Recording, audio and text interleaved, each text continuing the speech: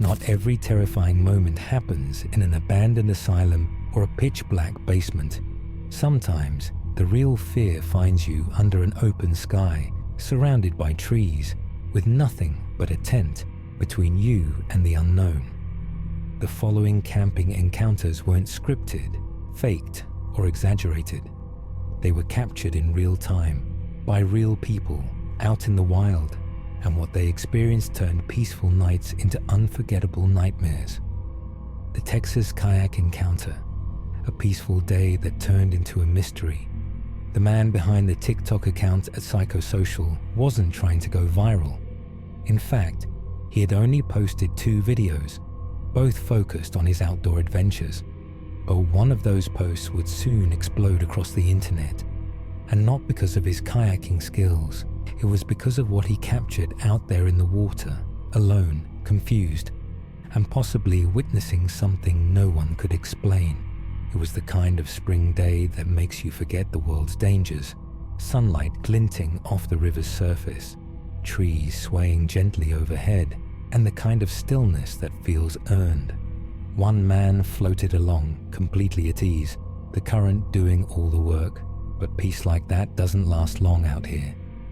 Out of nowhere came a scream. Shrill, human, and not the playful kind. It was sharp enough to slice through the quiet like a knife. Pure panic, no mistaking it. He froze. That sound didn't belong. His eyes swept the riverbanks. His hand reached for the GoPro. Something wasn't right. As he floated toward where he thought the sound came from, he asked aloud, "Do you all hear that screaming? Is that something I should be worried about?" Others on the river could hear it too. It wasn't just in his head. Something or someone was yelling from under the bridge up ahead. As he paddled closer, the voice didn't fade. It got louder.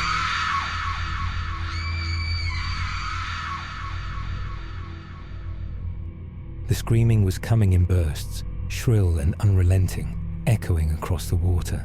There was no mistaking it anymore. This wasn't a prank. This wasn't the sound of fun or excitement. This sounded like distress. He debated with himself. Should he go all the way in? Should he call for help? What if someone was genuinely in danger? Then suddenly it stopped. No more screams, no more sounds, just eerie silence. He called out, "Are you okay?" But no one responded. He waited, listening. Still nothing. That's when the unease crept in deeper. The abrupt silence wasn't comforting. It was alarming. If someone needed help, why wouldn't they answer? Maybe they're just having a bad trip, he muttered to himself. I thought it was like a bobcat at first. He wasn't alone in his concern. Another kayaker nearby agreed it sounded serious, but neither wanted to charge into the unknown without backup. Eventually, they decided it was best to report it. He pulled out his phone and called 911, explaining to the dispatcher what had happened and where they were on the river. Authorities told him that officers would be dispatched to check it out. Whether he chose to stay or leave was up to him. That should have been the end of it. Most people would have moved on. But something about the scream, the silence, and the gut feeling that something was off kept gnawing at him. So, he and the other kayakers decided to take a cautious look around before leaving. They approached the area more carefully this time. The screams had stopped, but the tension in the air hadn't. They called out again. No response. But there were signs, odd ones. Nearby, they found what looked like fresh tea, recently placed items, and scattered gear. It was as if someone had just been there and vanished. They didn't see anyone. No blood. No physical struggle, just leftovers, and more questions. I guess we stopped whatever was happening maybe, he said, half joking, half hoping. Eventually, with no new signs of life or danger, they left the scene, but the mystery didn't end there.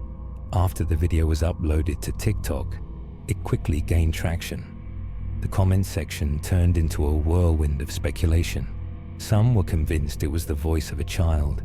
Others thought the scream echoed from a nearby tunnel, but the man behind the video later clarified it was definitely a woman's voice, and it didn't come from the tunnel. He explained that while GoPro microphones often distort sound direction in recordings in person, the source had been crystal clear.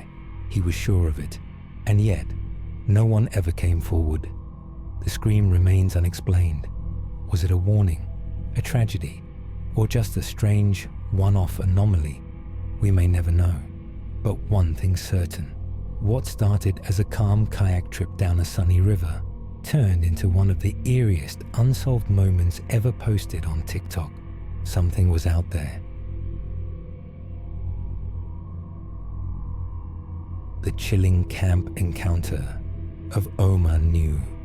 It was late in the evening when the vlogger decided to head out, camera in hand, gear packed, and stomach growling.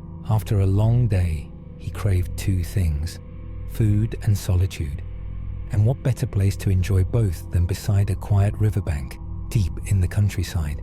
There were claps and bursts of background music as his recording began, the kind of signature audio that marked the start of all his nighttime cooking adventures. The fire crackled. The river flowed silently nearby. Bamboo trees swayed gently in the dark. It was the perfect atmosphere. He invited his viewers to join in spirit, his voice filled with satisfaction as he savored every bite, chewing with audible joy. After the meal, his tone changed. "Assalamu alaikum wa rahmatullahi wa barakatuh," he said, pausing to greet his audience again. "I hope you're all well and blessed." Then he revealed the real reason he came to this exact spot. "Tonight, I'm at a bamboo area beside the river. It's so peaceful here, far from the noise of the village. Perfect for anyone who's tired of household chaos." But this wasn't just a relaxing getaway. There was a deeper, darker purpose to his visit. He told the camera, in a low, serious tone, that the area he was camping in had a story, a horrifying one. Just 5 months ago, a man's body was found in this very river, his hands and feet tied, a rock strapped to his back, his corpse sunken beneath the surface. The body wasn't discovered right away. Before anyone knew he was missing, strange things began happening in his village. Night after night, one house after another reported the same thing. A knock at the door around midnight. When they opened it, they saw the same man. His face was pale and his eyes were distant. He didn't say anything. He just knocked, stared, and walked away. One by one, every house in the village was visited. After a week of this haunting pattern, his relatives came forward. He had been missing for days. Posters had gone up. His family had searched for him everywhere except this river. They hadn't expected him to be here. Then one day, a fisherman noticed something strange, a bit of hair floating on the water's surface. He called for help. When the body was pulled out, the mystery came to a chilling conclusion. This was the same man who had knocked on every door, seeking help no one understood, until it was too late. The vlogger lowered his voice, saying he believed the spirit might have been trying to point people to where his body lay, hidden beneath the water. The village, understandably, had been uneasy ever since, and that's why the vlogger had returned to spend the night alone, hoping to catch something, to witness something. He set up his camera, checked his flashlight, and began recording in the darkness. But not long after, strange things began to happen. He heard footsteps in the water, soft, sloshing steps, like someone wading across the shallow parts of the river. He turned quickly, but saw nothing. Then a sharp creaking from the bamboo overhead, as if someone or something had just passed through. As he adjusted the CCTV toward the river, he noticed something odd. The pot he had used earlier was no longer where he had left it. It had moved. He hadn't touched it. No animals were around.